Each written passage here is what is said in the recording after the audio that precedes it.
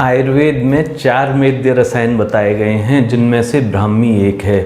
ब्राह्मी को Ayurvedic brain booster के नाम से भी जाना जाता है।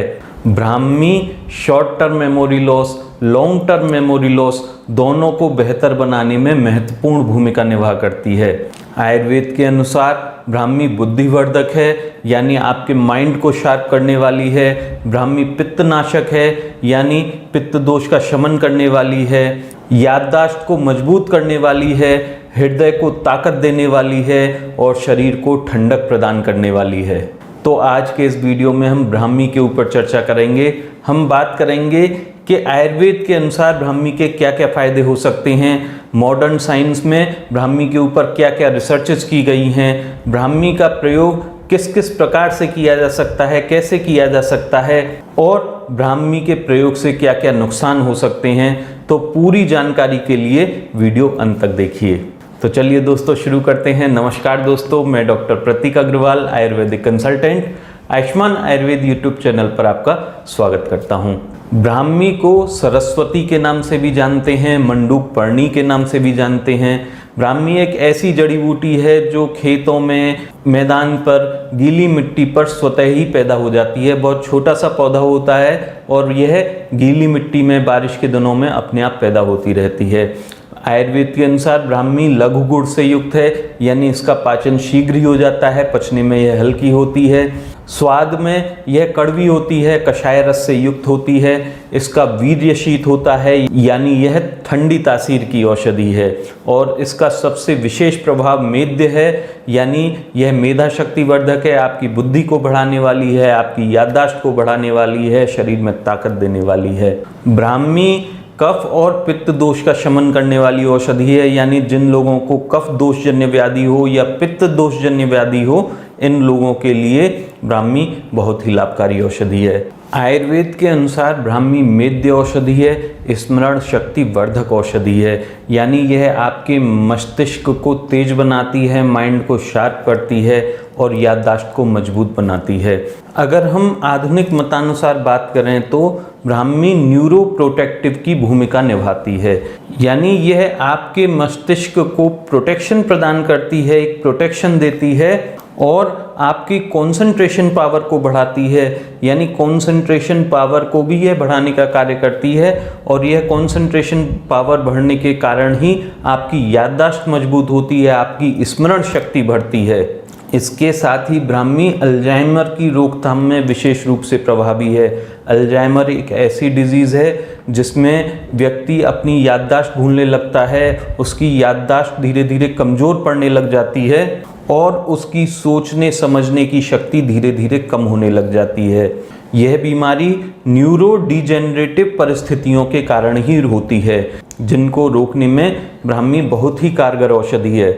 ब्राह्मी में एंटीऑक्सीडेंट के गुण पाए जाते हैं, एंटी इन्फ्लेमेटरी गुण पाए जाते हैं, एंटी कन्वल्जेंट के गुण पाए जाते हैं, जिसके कारण ही ब्राह्मी मस्तिष्क की कार्यक्षमता में वृद्धि करती है। और इन्हीं गुणों के कारण ही ब्राह्मी अल्जाइमर में, यानी याददाश्त कमज़ोर होने वाली बीमारी में बहुत ही लाभदायक सिद्ध होती है।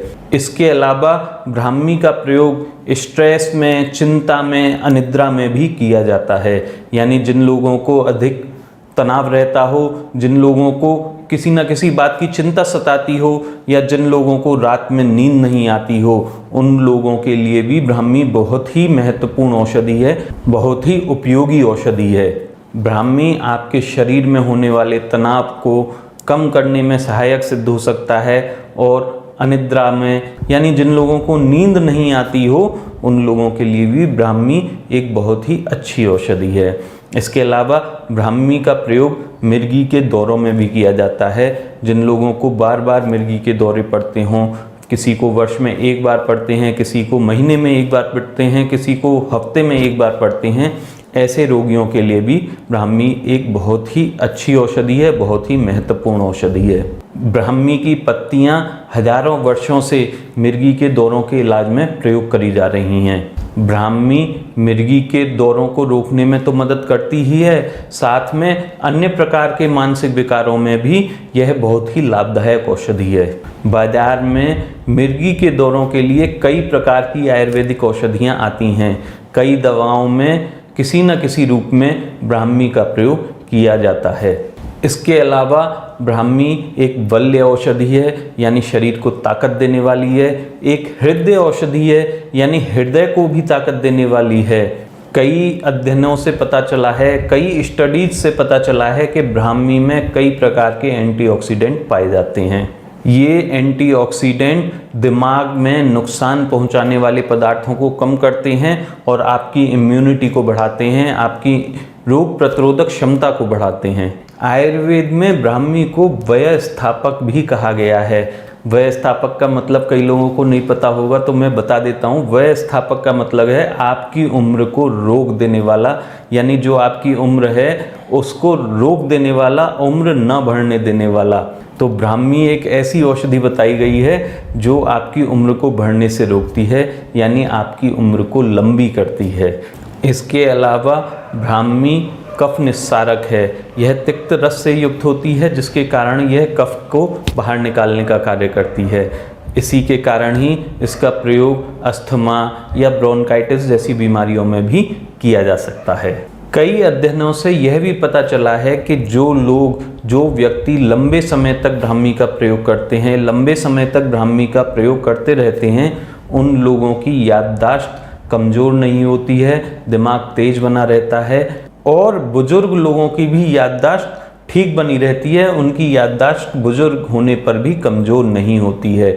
इसके अलावा ब्राह्मी आम का पाचन करती है, यानी पेट में जो आम होती है उसका पाचन करने वाली है। और ज्वर में ब्राह्मी का प्रयोग बहुतायत में किया जाता है। आयुर्वेद में ज्वर में यानी बुखार में ब्राह्मी का प्रयोग बहुत अधिक देखने के लिए मिलता है। बुखार में ब्राह्मी का प्रयोग कई अन्य औषधियों के साथ बहुतायत में किया जाता है और बुखार में यह बहुत ही लाभकारी औषधि भी है। तो ब्राह्मी के इतने सारे फ़ायदे आपने समझे, इतने सारे फ़ायदे आपने देखे।